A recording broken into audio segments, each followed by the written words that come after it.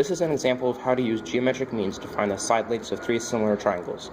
X is the height of triangle BDC, and to find it, multiply x and y.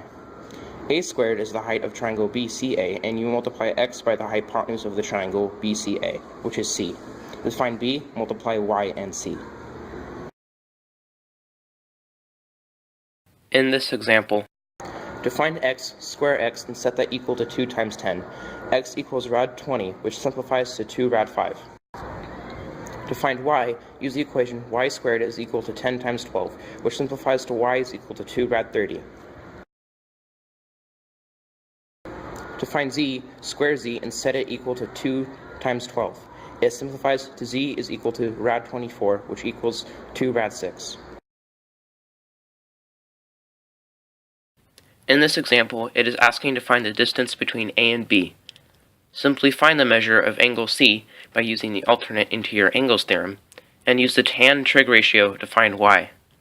To find z, first find the measure of angle B, and then use tangent to find z. X is equal to z minus y. Make sure you don't round until the very end. The geometric mean of two positive numbers is the positive square root of their product. So, the geometric mean of a and b is the positive number x, such that x squared is equal to ab, where x is equal to rad ab. In this example, a and b are 9 and 4, so x is equal to 6. This is just a trick to help you remember what side lengths you use for each trig ratio. Sine is equal to opposite over hypotenuse, cosine is equal to adjacent over hypotenuse, and tangent is equal to opposite over adjacent. So good job. Here's an example on how to use a trig ratio. In this example, we are using tan to find side length AB.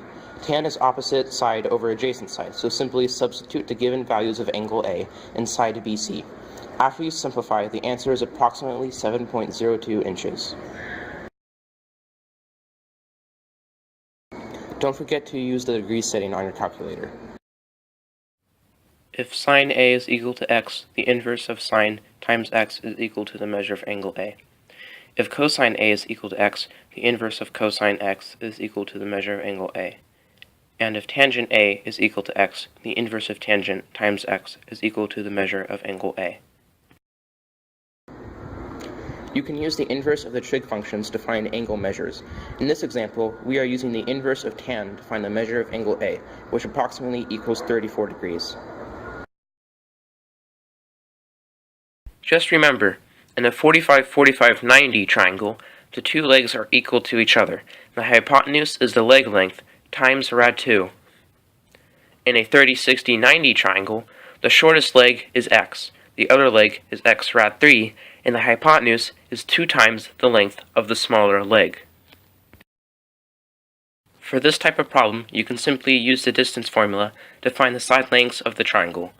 If you need to find the angle measurements, simply use the inverse of the trig ratios. If the slope of the line is positive, it's an angle of elevation. If the slope of the line is negative, it's an angle of depression.